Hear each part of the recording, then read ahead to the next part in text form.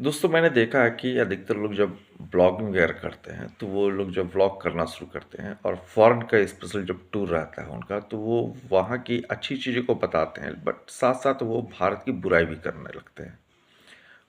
होना भी स्वाभाविक है क्योंकि आप पहली बार गए हो और आप ऐसी ऐसी चीज़ों को देखते हो कि आप टोटली सरप्राइज हो जाते हो कि यार ये क्या है। तो ये होना लाजमी है। बट मैं ये कहूँगा कि इससे हम लोग को बचना चाहिए। अगर आप विदेश में घूमने के लिए जा रहे हैं तो आप कहीं ना कहीं इससे थोड़ा सा बचिए। क्योंकि आपको अपने देश का इतिहास पता नहीं है। अगर आपको अपने देश की हिस्ट्री पता होती तो शायद आप इस तरह की बातें नहीं करते। बहुत सारे ब्लॉगर्स को देखा है मैंने जो बुर्ज खलीफा के खड़े के बोलते हैं वाह क्या बुर्ज खलीफा है और ये बहुत बेहतर तरीके से बनाया गया है। तो शायद आपको पता नहीं होगा कि उस बुर्ज खलीफा के अंदर जो एसी लगे हुए हैं वो इंडियन मेड है। भारत की कंपनी है टाटा, उसने उसके अंदर एसी लगाया है। स्टील वगैरह जो है वो भारत से ही सप्लाई किया गया था। तो कहने का मतलब क्या है कि जब आप बाहर गए हैं तो वहाँ की बड़ाई कीजिए लेकिन भारत की बुराई मत कीजिए। आप अगर जर्मनी जाते हैं और जर्मनी में जाके आप बताते हैं कि यहाँ पे एक से एक ब्रांडेड कार मिलती हैं और उनके जब चीज़ों का आप दिखाना शुरू करते हो तो आपको ये भी बताना चाहिए अपने ब्लॉग में कि उनके कार के जो पार्ट्स हैं वो गाजियाबाद में बनते हैं। आप जब लंदन जाते हैं घूमने के लिए और लंदन जाके बताते हैं कि वो कितना खूबसूरत शहर है और यहाँ पे चीज़ें बहुत मैनेज हैं तो आपको फिर ये भी बताना चाहिए कि जो लंदन है वो भारत के पैसे से ही बसाया हुआ है। तो आप कहीं पे भी जाते हैं जब उस देश की आप बड़ाई करते हैं तो भारत की अगर बड़ाई नहीं कर सकते हैं तो बुराई भी ना करें आप। लोग चीन जाते हैं घूमने के लिए और चीन जाके जब कहते हैं कि देखो यहाँ पे समुद्र के ऊपर सड़कें बनी हुई हैं और वो खुद देख के सरप्राइज रहते हैं और ऐसा लगता है कि बस जो भी है वो चीन ही है, भारत में तो ऐसा कुछ नहीं है। तो उनके लिए मैं बता दूं कि आज से हजारों साल पहले त्रेता युग में किसी ने राम सेतु बनवा दिया था। आप जानते भी होंगे किसने बनवाया, प्रभु श्री राम ने बनवाया था और ये समुद्र के ऊपर बना हुआ था। तो कहने का मतलब ये है कि आप विदेश में जाते हैं और जब इस तरह के व्लॉग बनाते हैं तो भारत की बुराई ना करें क्योंकि आपको इतिहास नहीं पता है भारत का। और अगर आपको भारत का इतिहास पता होता तो आप इस तरीके की बातें ना करते हैं। तो मेरा ये रिक्वेस्ट है आप सभी लोग से कि प्लीज़ जब आप बाहर जाते हो तो बाहर जाने से पहले एक बार भारत के बारे में जान लो अच्छे से। और जब अच्छे से आप जान जाओगे क्योंकि भारत का इतिहास जो है वो साल 2 साल 400 1000 साल का नहीं है, बहुत पुराना है। और भारत तो वो था जिसे पहुंचने में भी दुनिया को बहुत समय लग जाएगा। अब एग्जाम्पल के तौर पे मैं आपको बता दूं कि अभी अमेरिका जो है वो $37 ट्रिलियन की इकोनॉमी है और भारत से $45 ट्रिलियन लूट के ले गए थे अंग्रेज। आप सोचिए, सिर्फ भारत में इतने पैसे लूटे गए थे जितना आज अमेरिका की इकोनॉमी खड़ी है, उससे कहीं ज़्यादा, 8 ट्रिलियन ज़्यादा।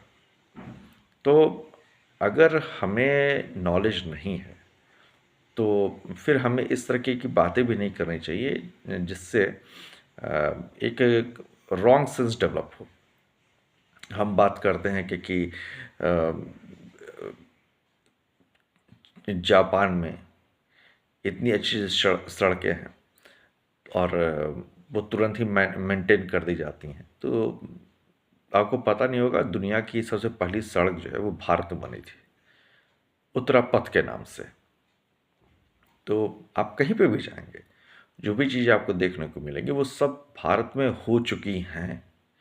और पूरा वर्ल्ड भारत को ऐसे ही विश्व गुरु नहीं कहता है और विश्व गुरु नहीं मानता है। जब विश्व में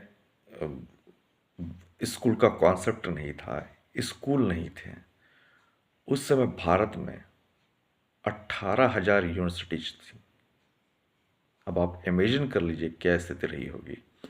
आज वो लोग ऑक्सफोर्ड जाते हैं, कैम्ब्रिज जाते हैं पढ़ने के लिए, और वो लोग ये बताते नहीं थकते हैं कि क्या यूनिवर्सिटी है और क्या यहाँ पे इसका इंफ्रास्ट्रक्चर है।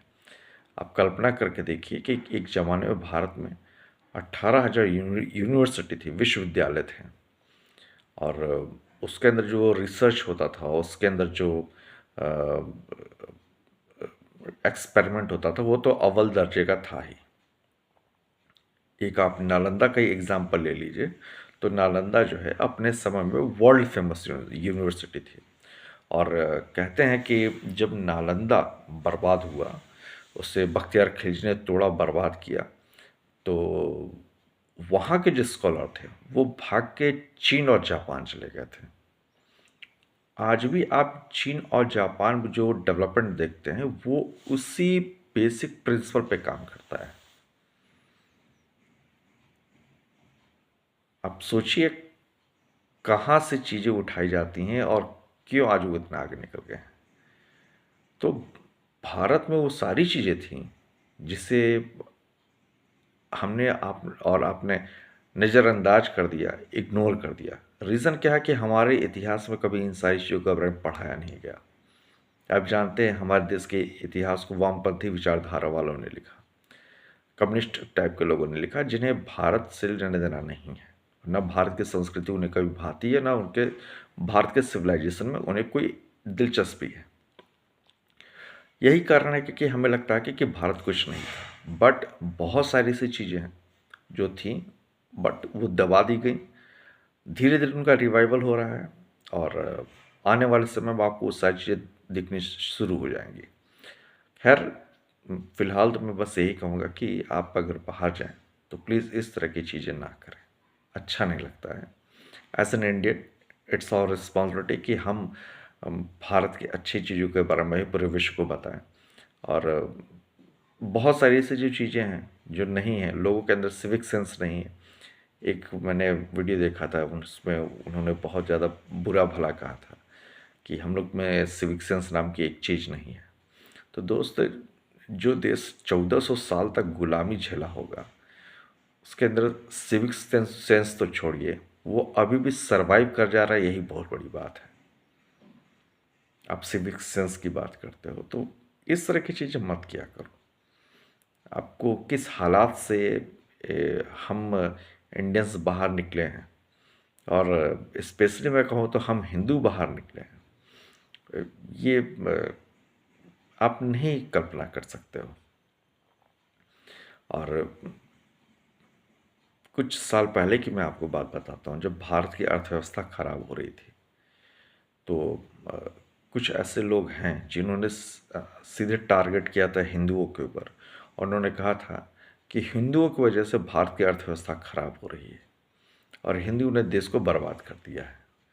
ये इनके अंदर सिविक सेंस नहीं है, ना इन्हें पता है क्या कि विकास कैसे किया जाता है। आज वही हिंदू 7.8% के ग्रोथ रेट से अपने देश को आगे बढ़ा रहा है।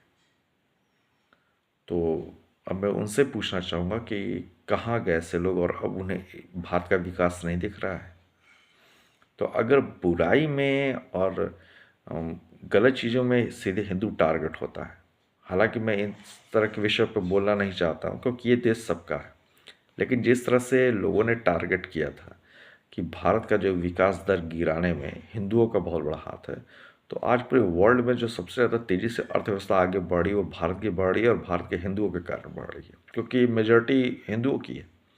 तो फिर आप इसे क्या कहेंगे? तो हिंदुओं ने बहुत कुछ झेला है, हिंदुओं ने बहुत कुछ देखा है, हिंदुओं ने बहुत अच्छा समय देखा भी है, और हिंदू बहुत सहनशील भी है। तो इसलिए मैं ये कहूँगा कि इस तरह से टारगेट नहीं करना चाहिए, और उनको तो स्पेशली जो भारत के बाहर जाके व्लॉग वगैरह बना रहे हैं, वो अपने देश के बारे में बुराई ना करें तो ज़्यादा अच्छा है। बस मेरा यही कहना था, और बाकी आप लोग अच्छा काम करते रहें और आगे बढ़ते रहें। Thank you.